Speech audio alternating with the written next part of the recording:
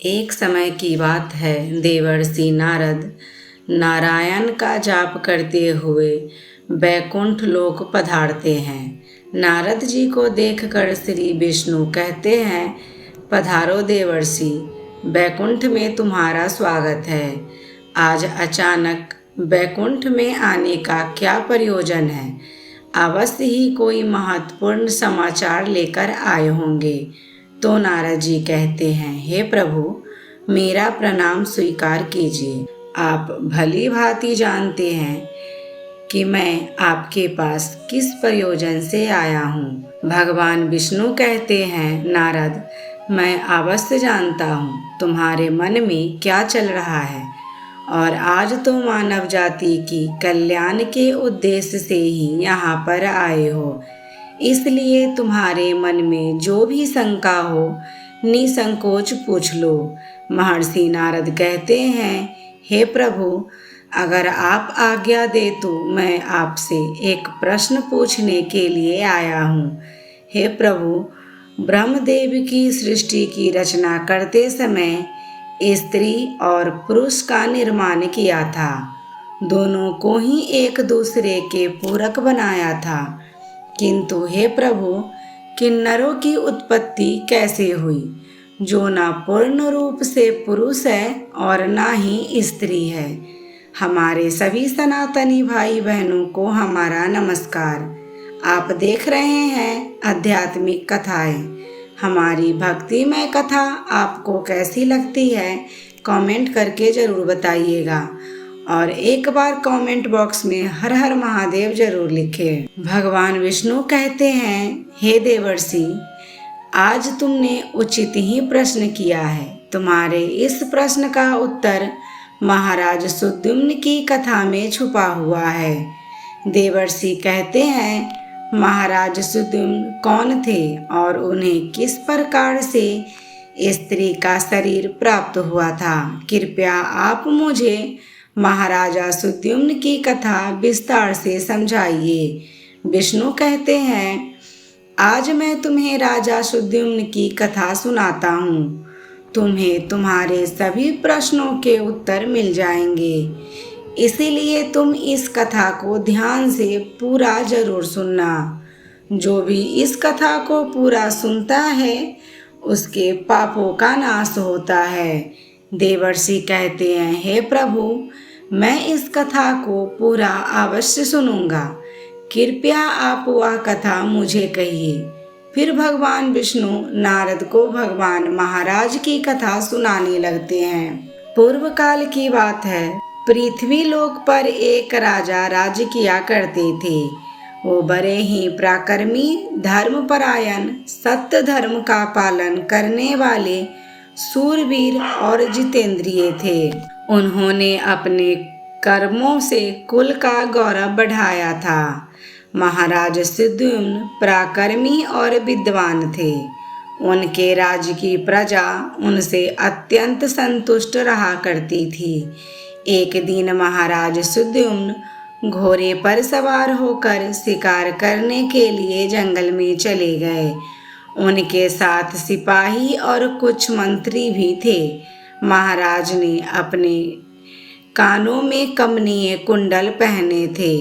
उनके पास अजगर नाम का धनुष था। बाणों से भरा हुआ तरकस धारण करके वे जंगल में भ्रमण करने लगे। उसी जंगल के पास एक कुमार नाम का जंगल था, जो बहुत ही सुंदर दिखाई पड़ रहा था। वह वन दिखने में तो अत्यंत सुंदर, किंतु भयभीत करने वाला था। उस वन में भगवान शिव की माया फैली हुई थी, जिस कारण से वह वन पृथ्वी पर स्वर्ग की तरह प्रतीत हो रहा था।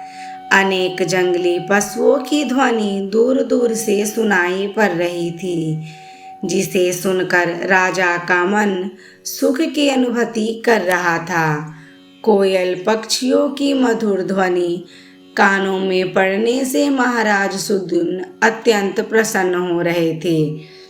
जैसे ही महाराज सुद्युम्न ने कुमार नाम के उस जंगल में प्रवेश किया, उसी क्षण उनके शरीर स्त्री रूप में बदल गया। महाराज का घोड़ा भी घोड़ी के रूप में बदल गया। उनके साथ आए हुए सभी सिपाही और मंत्री भी स्त्री बन गए। अचानक हुए इस विचित्र बदलाव को देखकर महाराज और सभी सिपाही आश्चर्यचकित हो गए और चिंता में पड़ गए। वे मन ही मन सोचने लगे, यह क्या हो गया। महाराज सुद्युम्न अपने स्त्री रूपी शरीर को देखकर दुखी होकर लज्जित हो गए और अपने सिपाहियों से कहने लगे, यह हमारे साथ क्या अनिष्ट हो गया है। हम सभी अचानक से पुरुष से स्त्री कैसे बन गए हैं।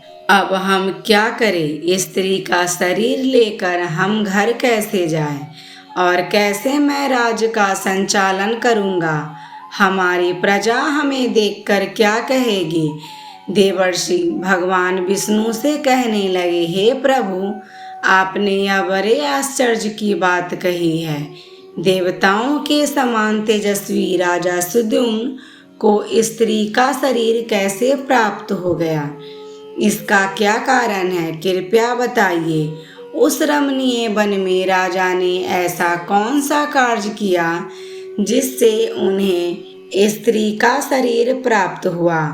कृपया करके विस्तार से बताइए। तब भगवान विष्णु कहने लगे, हे देवर्षि, इसके पीछे भगवान शिव की ही माया है। भगवान शिव की माया से ही महाराज को और उनके सिपाहियों को स्त्री का शरीर प्राप्त हुआ है। इसलिए अब तुम इसे ध्यान से सुनो। एक समय की बात है, भगवान शिव और देवी पार्वती इसी वन में एकांत में विहार कर रहे थे।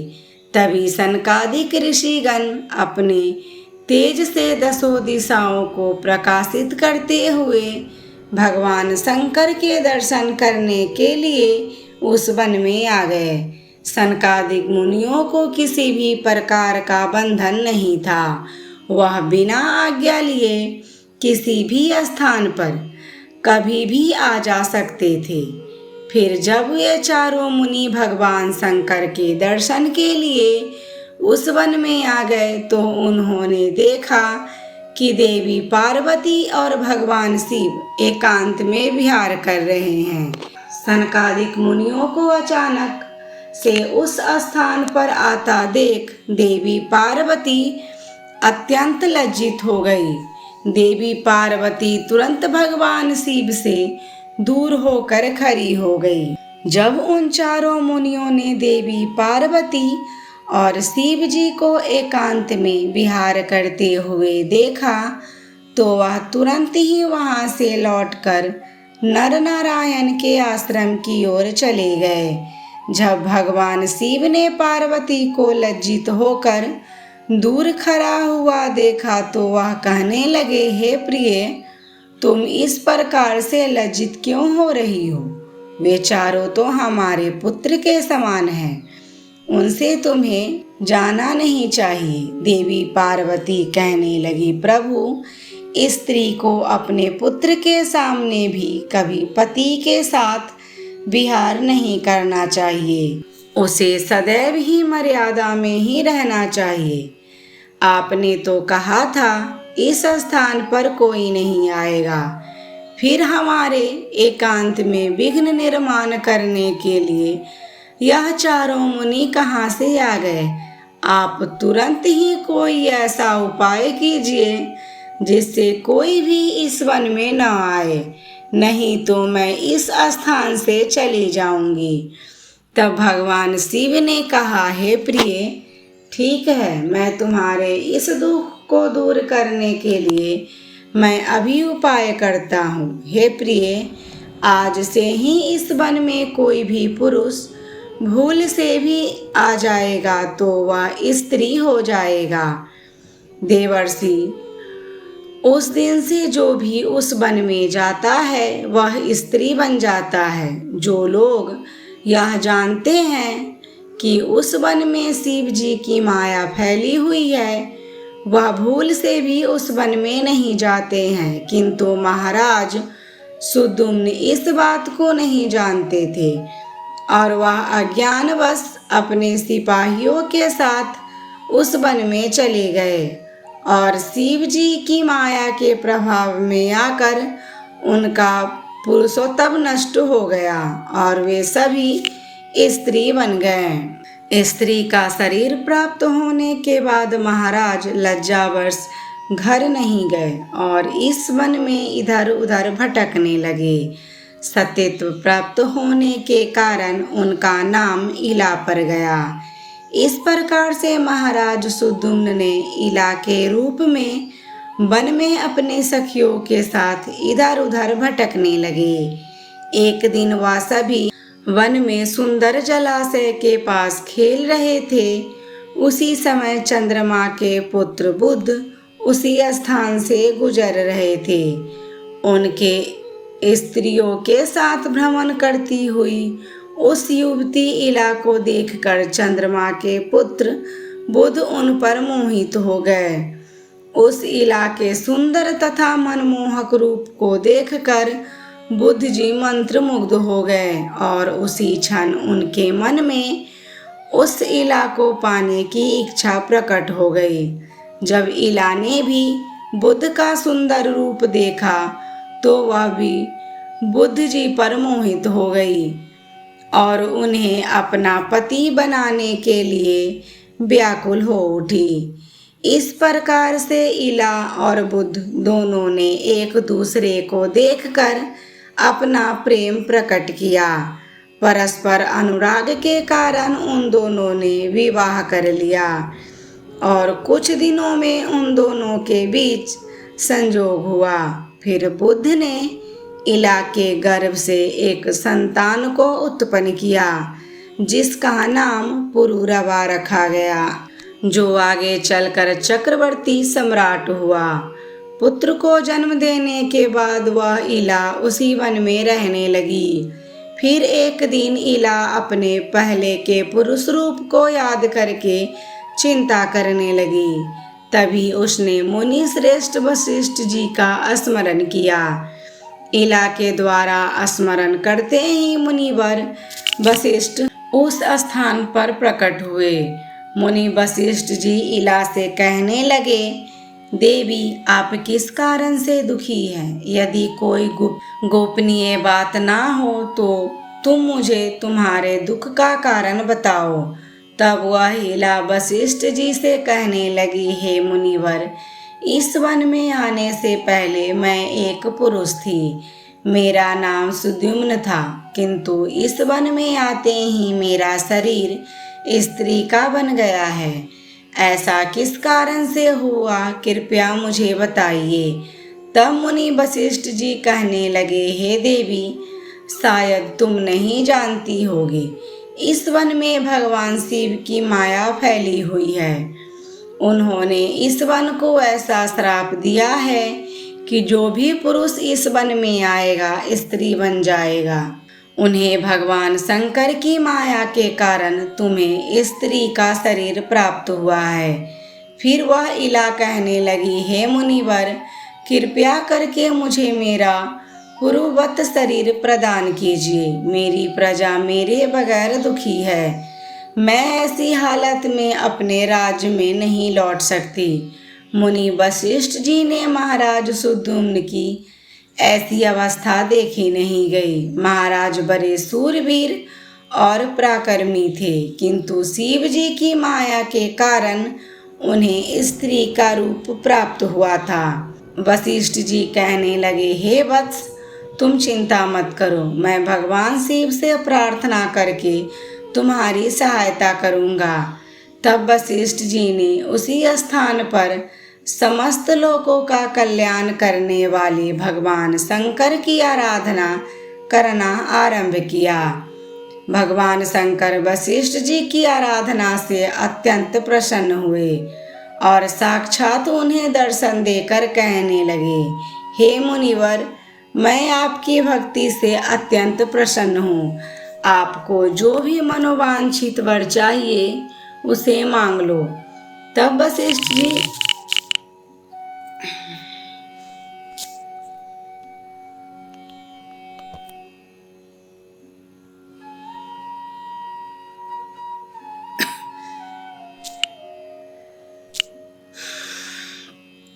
भगवान शंकर से कहने लगे, हे प्रभु, आपके दर्शन से मेरा व्रत सफल हुआ।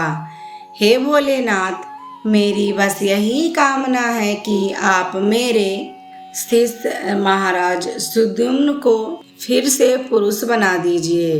भोलेनाथ कहते हैं, यह सब मेरी माया की वजह से हुआ है। मैं उसे फिर से पुरुष बनाता हूँ, किंतु राजा सुद्युम्न 1 मास के लिए पुरुष बने रहेंगे और 1 मास के लिए वे स्त्री बने रहेंगे। इतना कहकर भगवान शिव उस स्थान से अंतर्ध्यान हो गए। इस प्रकार से वशिष्ठ जी की कृपा से, भगवान शिव के आशीर्वाद से महाराज सुद्युम्न को 1 मास के लिए पुरुष का शरीर प्राप्त हुआ और वह अपने राज में लौट गए और सुखपूर्वक राज करने लगे। जब महाराज पुरुष के रूप में होते तो वह अपने नगर में जाकर राज्य किया करते थे, और जब वह 1 मास के लिए स्त्री के रूप में होते तो वे वन में आकर ही रहने लगते। महाराज के ऐसे विचित्र व्यवहार से उनकी प्रजा त्रस्त हो गई और वह पहले की तरह महाराज सुद्युम्न का सम्मान भी नहीं करने लगी।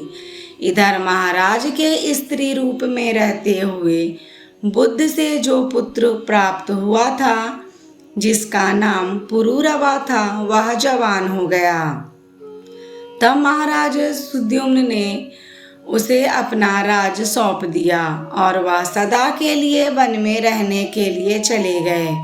वन में जाकर महाराजा सुद्युम्न ने अपने स्त्री शरीर ईला के रूप में तपस्या करने लगे। फिर उन्होंने देवर्षि नारद जी से नवकार मंत्र की दीक्षा ली और देवी पार्वती की उपासना करने लगे।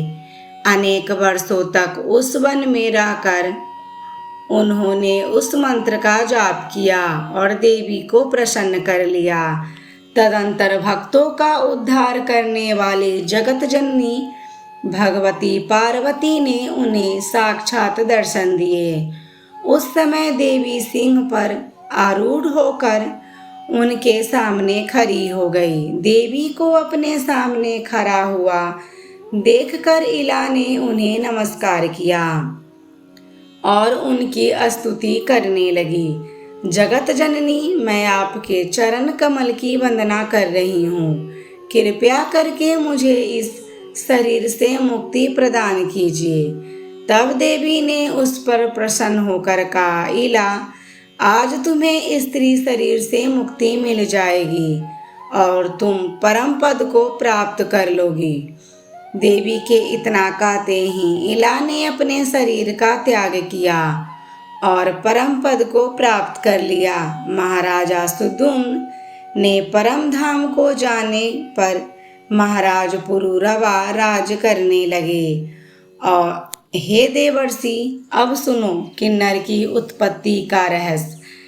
महाराजा अपने सिपाहियों के साथ उस वन में आए थे। उनके जो सिपाही थे वे सभी किन्नर बनकर सुमेरु पर्वत के पास जाकर निवास करने लगे। उन्हीं से किन्नर प्रजाति की उत्पत्ति हुई। तो दोस्तों, इस प्रकार से भगवान विष्णु ने नारद जी को किन्नरों की उत्पत्ति की कथा सुनाई। हम आशा करते हैं आपको यह कथा पसंद आई हो। कथा पसंद आई हो तो वीडियो को लाइक, शेयर और चैनल को सब्सक्राइब कीजिएगा, ताकि ऐसी भक्तिमय कहानी आपको देखने को मिलती रहे। कहानी को अंत तक देखने के लिए धन्यवाद।